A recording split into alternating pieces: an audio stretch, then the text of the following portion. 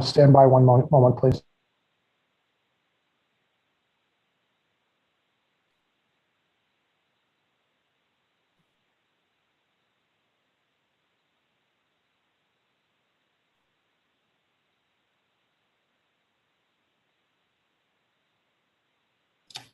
Okay, sorry about that. There you go. Okay. So many of you may recall that back in January, the court in the city's litigation with Sinclair Haberman and Bel Air Buildings issued a decision and order awarding damages to the Haberman plaintiffs, totaling approximately $131 million. 131 is the number that's been bandied about for several months, but that number was subject to being increased for interests and costs. On May 17th, the court actually entered the formal judgment. That formal judgment totaled over $140 million and continues to accrue interest today and will continue to accrue interest until it is paid, settled, or reversed on appeal.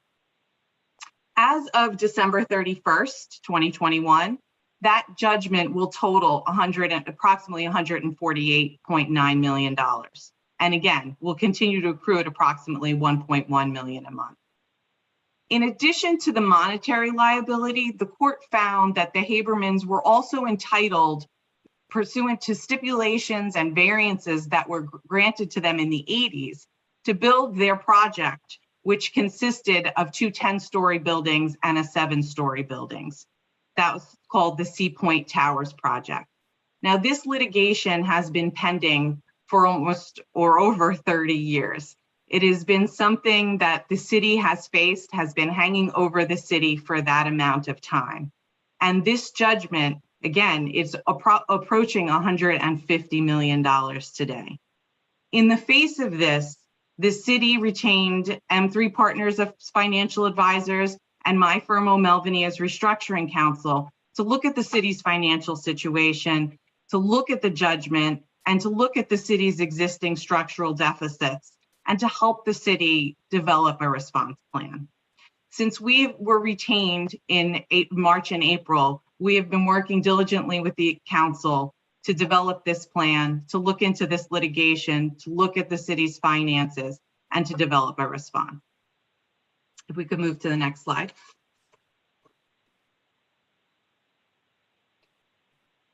After we had taken a look at the city and the city's finances and the litigation itself, at the direction and with the substantial input of the city council, the city manager, corporation counsel, M3 and O'Melveny, and the city's outside litigation counsel started negotiating with the Habermans to attempt to reach a resolution to this judgment.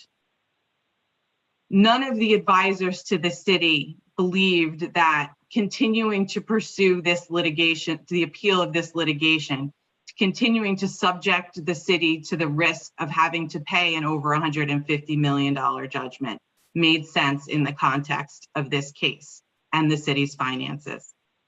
So the city and its advisors proactively negotiated with the Haberman parties over a settlement. We, as professional advisors, looked and advised the city and the city council on the ability of Long Beach to pay incremental debt service associated with either the judgment or a settlement. We looked at sources of liquidity that could be tapped to partially pay the settlement. We looked at what would be required in property tax increases to pay for a judgment or to pay for a settlement, and other areas of revenue enhancements that could be tapped into. We've looked also at the impact on the city's credit ratings from a settlement or lack of a settlement. And of course, we looked at the strategic alternatives as we've discussed when we first were engaged back in April. And those strategic alternatives included continuing to pursue the appeal or a potential bankruptcy for the city. Again, we're very pleased that the negotiations over the last several months have resulted in an agreed letter of intent with the Haberman parties. What that letter of intent is it's an agreement to use good faith efforts to negotiate a formal settlement agreement over the next 3 months. That formal agreement would finally and fully resolve the litigation. This letter of intent is only the first step. It is an agreement to work together to finalize a formal agreement. We could go to the next slide. The importance of the letter of intent is that it lays out the structure that has preliminarily been agreed to between the city and the Habermans that would settle the lawsuit. The most important thing about the letter of intent is once that it's approved, the interest on the judgment will stop for the period during which we are negotiating the formal agreement. The formal agreement will be complicated, and there are many things we have to work out between now and then. But this gives the city breathing room to not continue to accrue the $1 million a month that would otherwise accrue while trying to document this agreement. If we do reach an agreement within the next 90 days, then the interest is further stayed until the formal agreement becomes effective. I'll go through what it'll take for the formal agreement to become effective. And if the parties don't reach a formal agreement, if this letter of intent doesn't translate into a final settlement, then all parties are restored to their rights. But the city will have had the benefit of a stay of the interest accrual during this period of time. And both the city and the Haberman parties won't have been spending time pursuing the appeal while they're documenting this formal agreement. Again, the appeal is an ongoing process. The city has continued to spend attorney's fees, and the Haberman parties have continued to spend attorney's fees on pursuing the appeal. This letter of intent will provide an opportunity for the city and the Habermans to jointly request that the appellate court stay the appeal so that all parties can stop paying for attorney's fees and attempt to get this settlement done. The settlement contemplates, as I mentioned, a formal agreement. That formal agreement would reduce this $148.9 million as of this week judgment to a cash payment of $75 million by the city. That payment, again, will be made when the formal agreement is effective. And there's an additional $2 million, which it's more detailed in the LOI and will be more detailed in the formal agreement. It's deferred and forgiven if the Habermans do not build, and credited to certain items that the Habermans may have to pay in the future. In exchange for this 50% reduction in a monetary judgment, the LOI does contemplate that the city will enact future zoning legislation that would allow, instead of two 10-story buildings and a 7-story building, it would allow a 13-story building, two 13-story buildings with a penthouse and a parking structure to support that building and the surrounding areas.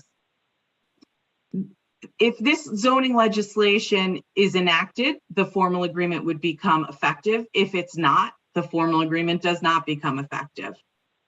But once the formal agreement is effective, if that zoning legislation is revoked or found invalid, then the city would owe an additional penalty to Haberman. But under no circumstances, once this formal agreement goes effective, will this $150 million judgment come back in play. This formal agreement, once documented, executed, and approved by the council next year, would finally resolve this litigation. If we could go to the next slide. Again, I mentioned that this is a letter of intent. It's the intent of the parties to reach a formal agreement. That formal agreement will provide the specifics of the settlement in more detail than is in the letter of intent, although the letter of intent does have a substantial amount of detail. It's the framework for the settlement. The formal agreement itself will only be effective once it's finalized, finally negotiated, signed by the parties, approved by the city council at a future meeting. It has to be approved by the zoning board as a party to the litigation that's currently pending. And the formal agreement will only be effective if the city is able to raise funds through the issuance of general obligation bonds to fund the settlement. The formal agreement is also contingent on the Habermans providing a satisfaction of judgment and a stipulation withdrawing the cross appeal. The city will likewise withdraw its appeal. and those appeals will be withdrawn once the agreement is effective. Again, as I mentioned before, the formal agreement will only be effective if there is zoning legislation that permits the revised project that's described in the LOI, as I mentioned, 2 13-story buildings with penthouse and a parking structure associated with those buildings. We can move to the next slide. So that's the overview of the letter of intent. We thought it would be helpful for we and M3 to provide some of the background on the financial analysis that underpinned the negotiations and the process that's we've gone through over the last several months. So I would like to turn it over to Brian Griffith from M3 now to address the financial overview. Thanks, Maria. Good evening, everybody. Thanks for having us here. As Maria said, we wanted to provide a quick backdrop to the current settlement efforts from a financial perspective, as well as give an update on how it may ultimately be funded. First off, even before the Haberman judgment, the city had been facing material annual budget deficits, mainly due to certain key issues as follows. One is, low taxes compared to other New York jurisdictions for the level of the city provided services. For the New York State Comptroller data for the calendar year 2020, the city of Long Beach ranked as the 56th lowest in property tax rate out of 60 cities in the state, excluding New York City. Total property tax per assessed property value of 1%, which includes the city and the county for Long Beach, was considerably lower than the New York State average of about 1.42%. For data also provided by the city's municipal advisors, CMA, the tax margin for Long Beach against its allowable tax base for 2020 of 45.4% was considerably lower than the average for New York State of approximately 54%. In addition to the taxes, there has been a robust level of city services relative to the size of the city and its existing tax base. Higher labor costs and obligations to current employees as well as retirees. And in some instances, the city had failed to properly document or enforce certain contracts and other obligations. Donna and Ina have taken critical steps over the past 18 months to correct some of these issues, and those efforts are ongoing. We can go to the next page. In July of this year, Moody's downgraded the city to Baa3, which is one notch above speculative grade. Moody's also issued a negative outlook for the city, which could lead to additional downgrades unless issues are addressed. Moody's main reason for the downgrade was the massive Haberman judgment that had occurred during the period just prior to the downgrade. If the city were not to find a reasonable way to settle the judgment and the city's ratings were to reach junk status, the cost of borrowing would likely more than double, and access to the markets may be constricted, leading to service cuts and the need for other potential major drastic actions. We believe that the 50% reduction in the judgment as contemplated in the settlement, along with the responsible actions of the city council, will lead to a ratings upgrade over time and reduce future borrowing costs. We can go on to the next slide as well. In order to fund the settlement, the city will have to issue municipal bonds. The bonds will most likely require annual debt service of approximately $5 to $6 million for a period of most likely 15 years.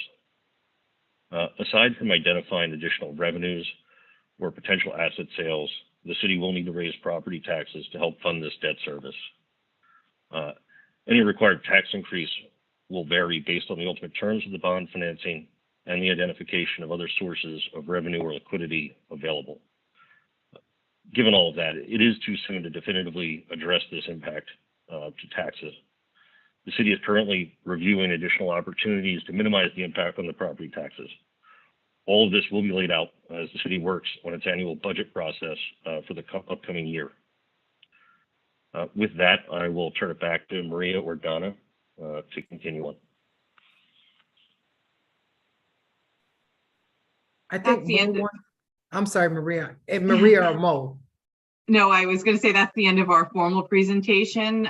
We would submit. Maria, just if you can clarify one point in terms of whether the nature of this is binding and or non-binding, that would be helpful. And the one comment I wanted to add to what Maria and Brian said is that we began the first time we met, we got retained in March. Maria and her firm got retained in April.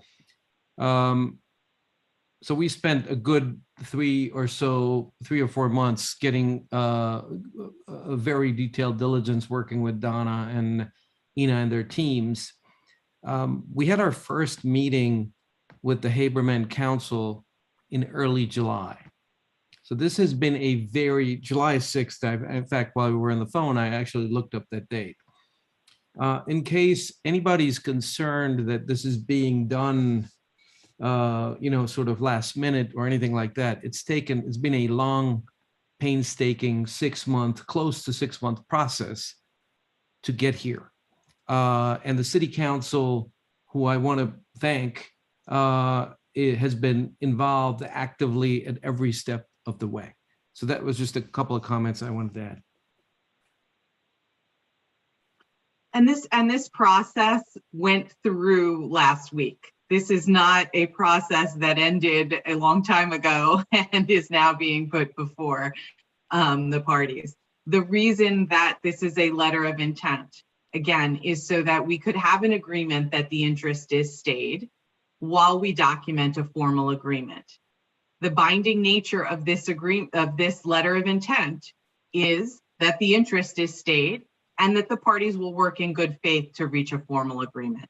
If the parties don't reach a formal agreement, if the council decides not to approve a formal agreement, then there is no agreement and there is nothing binding, and we move forward in litigation, which would be an unfortunate path forward for the city.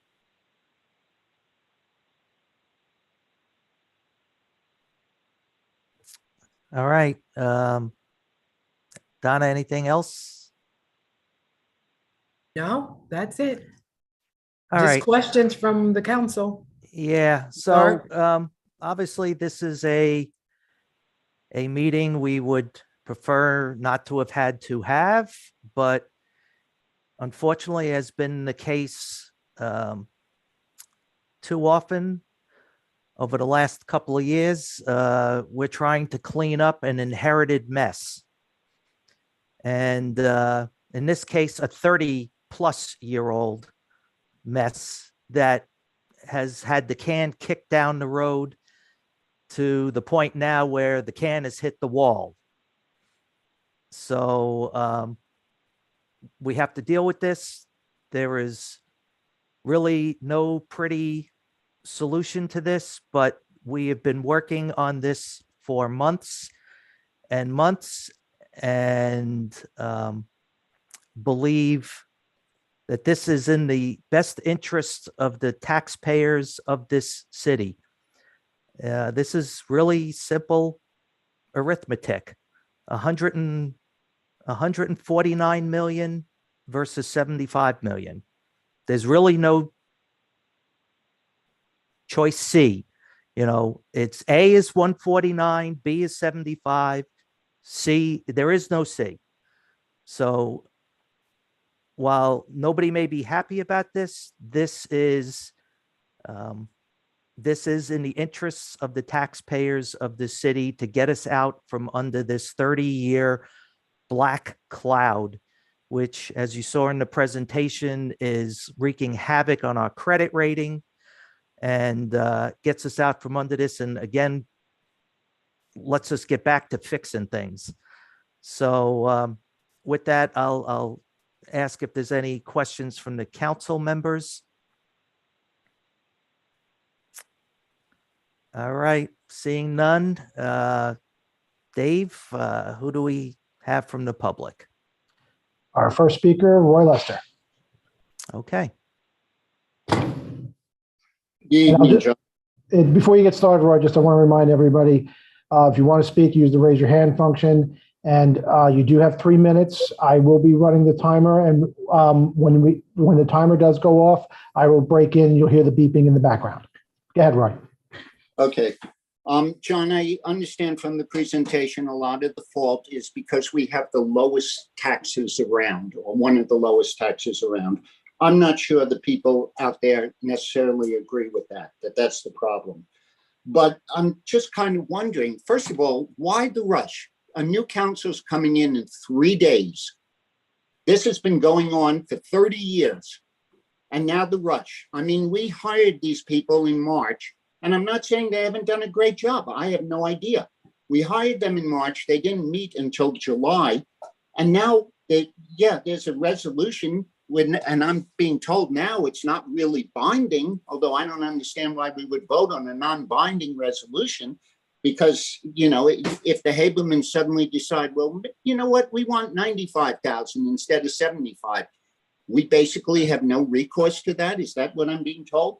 But anyway, and then the meeting's at 6:30 at night when the normal Tuesday meeting is at 7 o'clock. I just don't understand any of this. There's so many questions here. The people should have an opportunity to ask the questions. I have been asking questions literally for years about the Haberman judgment, for months about O'Malley and 3M, and really have gotten no answers. And now I'm 3 days away from being a councilman. I've been denied any information about this except exactly what the public has. Now, to be fair, I did get the information about the letter of intent 20 minutes before the public. So that was an advantage, but I have no idea of all the sources of liquidity and all the other things that we have been told about.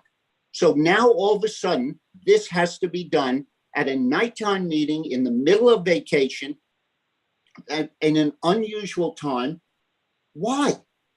I just don't understand that. Like you say, they've been working on it for months and months. It's something that we've been living with for 30 years. And I'm not saying it's not a great deal. It might be a great deal. It might not be a great deal. But we, the people, don't know anything about it except what was presented tonight. Do you think that's fair? I mean, I never heard of a transition when an elected official is denied before he comes in all the information about what's going on. You look at the president of the United States, he's entitled to every secret before he's inaugurated. And here in Long Beach, the only municipality that I know of that does this denies the incoming councilman any information about any of the things that are going to affect them. This is an effect on the city of $75 million, $6 million a year of a $49 million tax assessment. So you see what percentage that is. It's a large amount if we're going to have to pay it. And we probably are going to have to pay it. But I don't understand why it's happening this way. Hello. Okay. Maria, do you want to address any of this or? Sure, I think we addressed a lot of what was raised. This hasn't been rushed. Believe me, this has been a very, very long process that has gone on for many, many months. And it got done now. And this is when it is done. And this is when we have an opportunity to move forward, to document an agreement, to move forward, and to stop the interest accrual. Okay. And there will be ample opportunity for the council in the future to have a say on the formal agreement as we move forward. But not on the letter of intent, Maria. Not on the thing we're voting for tonight. Now, can you explain why it couldn't wait the 3 days for a new council? I don't think you're talking about 3 days. We're talking about an agreement that was reached that this council has been dealing with 4 months. And they are leaving it to the new council to come up with $75 million, a bond, and a bond that has to be done within, 5 days after the formal agreement? And also, if there's a successful challenge, not by us, by somebody to the zoning legislation, we lose it all. It all goes down the tubes. Roy, that's your time. Of course. To clarify one point, it wasn't an accurate statement that the money has to be paid within 5 days of the formal agreement. The money has to be paid within 5 days of the formal agreement becoming effective. The formal agreement is not effective until the city gets the money. So that's not an issue. And quite frankly, it's also worth noting that the people voting on this non-binding letter of intent are the people that actually have been doing the work for months and months on this. It is the people that have all the background, all the knowledge, that actually did the work to get us to this point, are the people voting on it, which is the appropriate measure. And the new council members will have the opportunity to have their say in this, because they have to, as the formal agreement is being negotiated, they will have input into that process. And they will have to approve that formal agreement, as well as the bond, as well as the zoning. There will be 3 pieces to this puzzle that they will be voting on. So what we are doing here now is voting on a framework to get us out from under this $149 million financial hell we are in. And why somebody can't understand a simple concept of 75 million is a heck of a lot less than 149 million is beyond me. And I see Denise Ford is up. Can you hear me? Yes, Go we ahead, can. Denise. Thank you very much. And but I do have a prepared statement, but in all fairness to Mr. Lester and Tina Postoli, that will be your new city council members, that I really urge you to work with them and give them the information. I know within 3 days they are going to have access to all of this, because it is a very sensitive subject, I guess, when we look at $75 million. So, but I'm glad that this is just basically a letter of intent, and that there will be other, hopefully, more negotiations or more discussions in regard to this. But I will say my statement. I commend the city manager and the city council and all parties for addressing this issue of the lawsuit. It is not an easy decision to make, and you show courage for taking action and working to resolve it in the best interests of our residents and business owners. I believe this could have been avoided, and we would not have a $150 million lawsuit hanging over our heads, with the only viable solution that would be to possibly settle for $75 million, except for the possible missteps and sloppiness of the previous Democrat administrations. Could possible personal likes and dislikes have played into any decisions as well? As a resident, I am angry that we are here, as I know that whatever the outcome, we taxpayers will be paying the bill. I do not believe it is in our best interests to appeal, as we can be held accountable for the $131 million plus accrued interest, as well as legal fees. Obviously, you have kept yourselves focused on this and did due diligence in trying to find a solution. I thank you for not kicking this down the road, as we do not need to keep this lawsuit hanging over our heads. I hope all parties agree to settle, and I know paying $75 million is going to be painful and difficult for many of our residents, as this will undoubtedly raise our taxes. And I hope we can find ways to soften this blow. In closing, I want to say that you are taking on a lot, but should not be held accountable for this. As I said, this lawsuit was brought before you took office, and the blame for the failure to adequately address this goes to the last permanent city managers. Thankfully, they are gone. I urge you to sign the letter of intent, and let's move forward. Thank you. Thank you, Denise. And, I just want to add one thing too, that I guess, well, we as the council know it, but the public should know too. In choosing O'Melveny and M3, we didn't just open up the yellow pages and kind of scroll and kind of move our finger down the page and see who had the nicest looking ad. These are 2 of the top firms in the entire country that do this.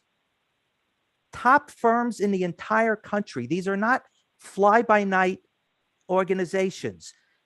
These are people that do this at top of their game. And we got them to come in here and represent the city of Long Beach. We were fortunate to be able to get that to represent us. So with that, I see Mr. Doepper. Yes, Mr. Doepper. hi. I mean, I thought it was going to start at 7 o'clock too, but I figured let me come on early because most of the time I see you come on early. I mean, I can't believe you didn't include Mr. Lester. I saw one of the current council members address him in a remark on his page as councilman. I even put councilman-elect. So to not even show him that respect when he just is coming into, be sworn in 3 days. I mean, I don't see why this couldn't have waited. I'm not going to hold up your night. And I mean, I'm just passing my comment, but I mean, I just became a co-chair and I'm serving now a 2-year term. They included me on any decisions before I started at the United Way. I think it should be done here in City of Long Beach too. And when are we going to get some rapid tests here like New York City has for COVID? I would appreciate it. Okay, Thank you. that's a separate. Thank you, Mr. Doepper. And let me just address that quickly. So this isn't like we were voting on approving a planter somewhere or a waiving of off-street parking requirements. This was sensitive legal information that is protected by attorney-client privilege. And is being protected by attorney-client privilege, that means the information is between the attorney and the client. The client is the city council, the city manager, and the corporation council. Until the new council members are sworn in, they are just members of the public. They are not officers of the city. So in sharing information with them, we would have been basically waiving attorney-client privilege because we would have been sharing information with the public, not between the lawyer and their client. So that's why in this case, that was because of the nature of the information, that it was sensitive legal information, not some common thing we would just vote on. And I see Mr. Candon is now up. Thank you. I'm Steve Candon. Oops, oh geez, the old picture of myself popped up from work. Sorry about that. Just want to say a couple of things about the decision you guys are doing tonight and the intent of the letter.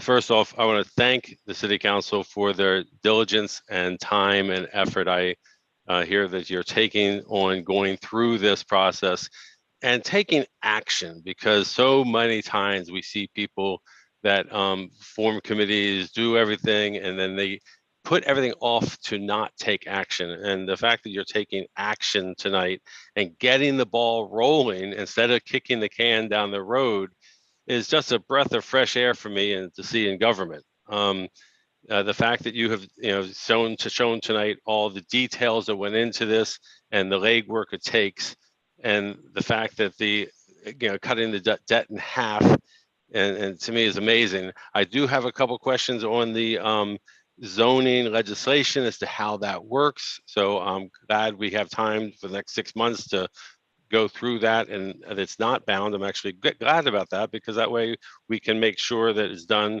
that way, where we can hold tight and make this plan a success in the future.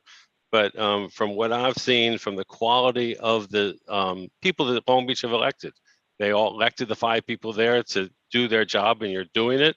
And I'm sure that when Mr. Lester and Mrs. Pastorelli come in, they're going to do their elected jobs where they're in the duty.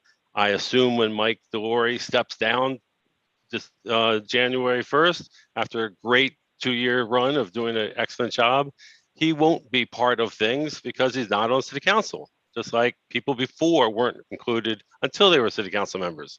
So it seems to me that while you're in duty, that's when it applies. And I'm pretty happy that Mr. Lester and Mrs. Pastorelli will be there working hard for us in the future. And I appreciate their efforts. And I hope that this the accomplishments you guys have been doing the last, couple of years to get this everything back on track continues, because it's been wonderful to see the hard work and all the due diligence you guys have been doing. And I see a lot of great changes along Long Beach because of what you're doing. So thank you very much. All right. Thank you, Steve. Do we have anyone else, Dave? Yep, wait. We have Missy Miller. I see Assemblywoman Miller. Okay. Hi, Missy. everybody. Hi. I really want to applaud the city council, the city manager. We've heard and we all know that this is the problem that it is because it has been ignored for so many years and just pushed on to the next administration, which doesn't help anybody. And so, while I do applaud and I think, that it needs to be settled and everybody move forward, I do feel for the residents who are going to have to absorb this by higher property taxes, even knowing and understanding that you have the lowest property taxes, or it doesn't help the situation when you get hit with a big increase in taxes. And especially with COVID, with everything that's gone on in the past couple of years, I recognize that for some that might be quite a struggle. So, I am aware of that as well, and I empathize with those, but I do think that this is the right move, and I thank you all for working diligently to get this moving forward. It's necessary and it's time. Okay, thank you, Missy. All right. Dave, is there anyone else?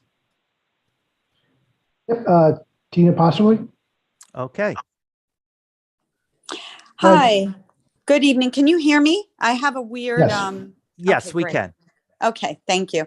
I just wanted to say, I wanted to thank you to the city council and to the administration and all for working so hard on this. I know how hard this has been for you all. I don't truly know. I'm about to find out, but I know it's an important step.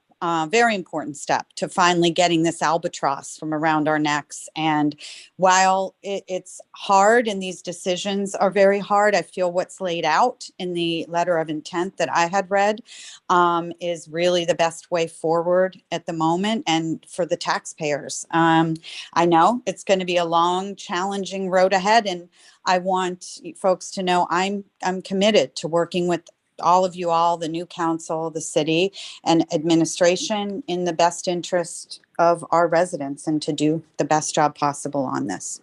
Thank you. Thanks, Tina. And there is going to be a lot of work ahead for all of us. Yes. Roy included. So, and we all have the same end goals here, what's best for the city. So we're going to have our work cut out for us. Okay. So thanks. Anyone else, Dave? That was it. Okay. Seeing that, I guess we can move on to the voting. Move on to the voting portion. Okay. So item 1 is a resolution approving a letter of intent between the City of Long Beach and Sinclair Haberman and Bel Air Building LLC. Who will introduce and move the adoption of this item? I will. Second? I will. Voting, Councilmember Delury. This will be my last vote of this elected term, and I'm happy to vote yes. I'm very confident in this team who I see here today. They're not going away. They're going to be taking this through, hopefully, to the end. And I'm still here with you guys. Thank you. Councilmember Mandel. Yes. Councilmember Treston. I too have a couple of words. We've come to a very difficult decision. Experts and professionals were hired in the field to assist us to make this as palatable as possible. I would like to thank the firms of M3 Partners and O'Melveny and Myers for their guidance. Corporation Counsel Rich Berrios, and our city manager, Donna Gaydon, for their resoluteness. There have been a few times when we all thought this letter of intent was not to be. Thank you for being patient, and thank you for saving our city so that we may be able to find footing and to become a thriving, responsible city in my lifetime. I understand that it's almost ingrained in our Long Beach DNA, as we have lived here for so long, to find someone to blame. The time for blame may or may not come, as this is a case that will need to be autopsied. It has been a cancer upon our city, a malignant cancer that was ignored for far too long. No municipality should be ever put in this position. No elected official should ever have to make these very difficult choices that will impact each of us moving forward. You have trusted me to make decisions and assessments, and for that, I am most days appreciative. My colleagues and I promised that we would address these challenging and complex findings and not sweep things under the rug for another council or administration to discover and be astonished. I am going to request that if you have questions, to contact our administration. Please do not engage in the spin and the malice. You must remember that this case is older than some of the people in this virtual room. Once again, thank you to all the parties involved in signing this letter of intent, that we can move the proverbial ship off its moorings and into the water. And with that, I vote yes. Vice President McGinnis. Good evening. I have a few comments. I put a lot of thought into this, and I wanted to try to document what it's been like to go through this process for the past, 6 to 9 months as a resident first, so that that this decision is not made lightly. I'll start off by saying that this council committed to sustainable change almost 2 years ago when we decided to hire a city manager that didn't even know Long Beach existed, never mind heard of this matter in front of us today. What city manager did was bring her years of professional municipal finance experience and clear, objective eyes to our financial situation. Fortunately, thanks to Senator Kaminsky and the New York State Financial Restructuring Board, City Manager Gaydon was able to secure 2 of the best financial restructuring bankruptcy firms in the country, M3 Partners and O'Melveny Myers, to assess the city's dire financial situation and provide recommendations. First on their list was to arrive at a settlement for the Haberman judgment, because it was on the top of the list of Moody's Investor Services list of items for Long Beach to address to improve our credit status. And what M3 and O'Melveny Myers have brought to the table is best-in-class professional experience and even more clear, objective eyes to our financial situation. Moshe Mehi, the managing partner of M3, on this Zoom call has led some of the most significant financial restructurings in recent years, including serving as the chief restructuring officer of Sears Holdings Corporation, Barney's Inc., and Capmark Financial Group, amongst others. In 2021, Mo was appointed to the board of directors of the Nassau County Interim Finance Authority, NIFA, that legislator Ford deals with.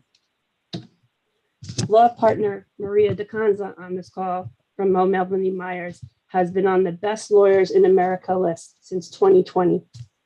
Her practice area specialties are bankruptcy and creditor debtor rights, insolvency, and reorganization law. This team has worked tirelessly with the city staff to understand our financial position and our city, and with us, the council, in meetings over many months in order to go ahead and negotiate a settlement agreement with Haberman's legal team. M3 and O'Melveny Myers reviewed multiple scenarios with relevant senior staff and this council as the negotiations progressed. We met for hours at a time, asked every question possible, reviewed every scenario possible, and then we asked them for more information as we came closer to an agreement. No longer was it City Manager Gaydon and M3 and O'Melveny Myers that had clear, objective eyes into our financial situation and where we needed to land to come to an agreement with Haberman. It was painstakingly clear to the 5 of us on this council as well. At the end of the day, there is no panacea here. This judgment is not going away on its own. It costs the city more each and every day because of interest. It's easy to blame, it's easy to make excuses, but I believe the residents put us here to face problems such as this head on, to close this disastrous and embarrassing chapter in our history at as minimal a cost as possible. We will now move forward, focusing on how to minimize the effects of this outcome on our residents and future residents, but it will involve some really tough decisions and sacrifices for all of us. If there's one thing we are as a community, it is resilient. I know if we work together, we can innovate. We can make it through this challenge too. Upon the complete and thorough analysis by this council, City Manager Gaydon, the city staff, and the teams of M3 and O'Melveny Myers, it is my opinion that M3 and O'Melveny Myers have negotiated the absolute best possible settlement with Haberman. I vote yes. President Bendo. Okay, well, I said most of my piece in the beginning, but I guess I'll just say, look, this is a vote none of us wish we had to take. But this was dumped in our lap, unfortunately, from 30 years ago, and we have had to deal with it. It is our job as your elected representatives to get you the best deal humanly possible in this very ugly situation. There was no pretty solution here, quite frankly. But we got what we believe, and our legal team and our financial advisors believe, is the best deal for the taxpayers of this city. And at the end of the day, that is what you elected us to do. Should you be happy about the fact that we're going to owe $75 million? No. But you shouldn't be happy that somebody did this to us 30 years ago, because like all of you, we are taxpayers too here. We pay our taxes too. We get the tax bills. So we are all in this together.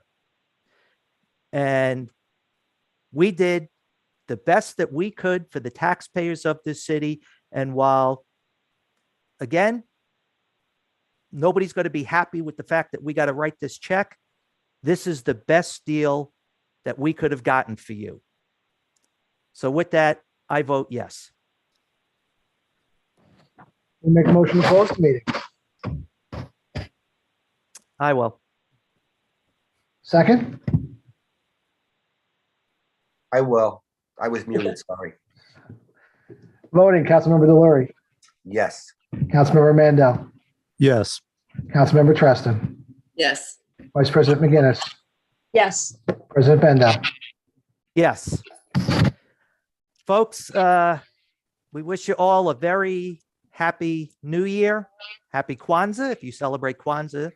Have a very good New Year, and we will see you in a few days with a new council, with 2 new council members. Again, my thanks to Scott for his 10 years of service to the city, and Mike for his 2 years.